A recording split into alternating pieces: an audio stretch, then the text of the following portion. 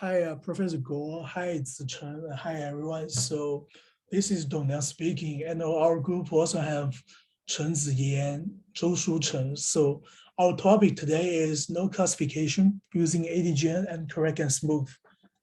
So basically, the motivation for us is that the increasing volume of the academic publications makes it difficult to manually label subject areas. So we want to predict the primary categories of the papers. So basically it can be formulated into a 40-class node classification problem. So we improve the performance of ADGN, which is adaptive graph diffusion networks with supervised attention by using it as a base predictor of correct and smooth. So by incorporating multi-hop aggregations in a single layer, ADGN solves the problem of overfitting and oversmoothing, and it makes the graph diffusion convolution more flexible and learnable.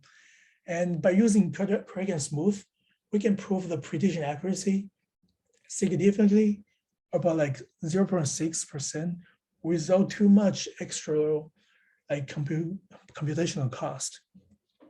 So let's go to the setup here. So basically here HL represents output representation at the F layer, and K is the intermediate representation at the F layer. So here is the ADGN H layer. So the output attention, it computes the attention scores as weighting matrices to integrate representation from different aggregations. So here, hopwise means these weighting matrices are normalized over hops.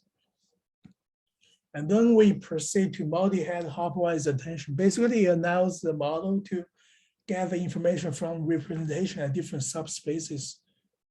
And the hopwise attention at each node I is processed separately, and then they're aggregated. So here I denotes the ith head, and M denotes the number of heads.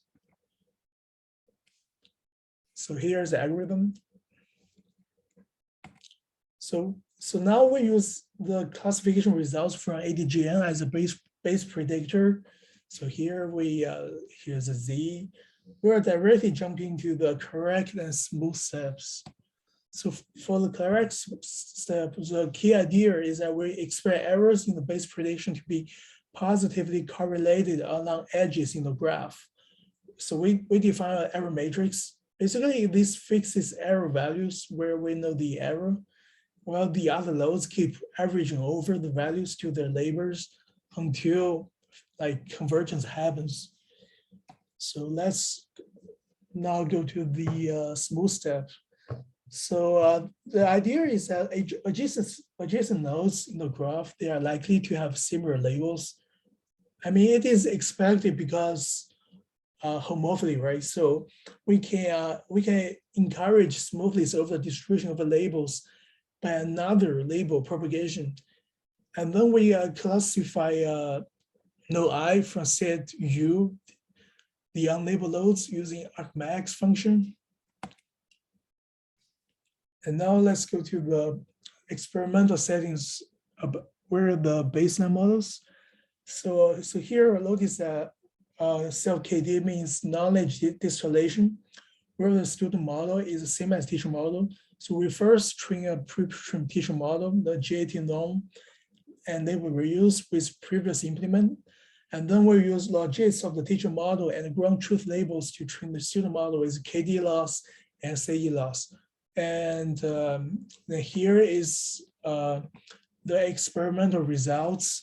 So we can see that the ADGN and correct and smooth models, it has a 0.6% increase from the baseline model ADGN, and actually it performs pretty well among all the models here. But I mean, it's probably not the highest in the score leaderboards, but it's still, yeah. And so for the conclusion,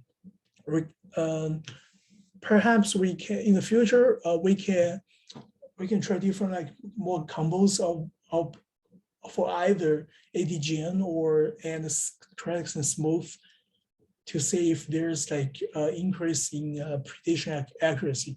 All right, thank you guys for listening.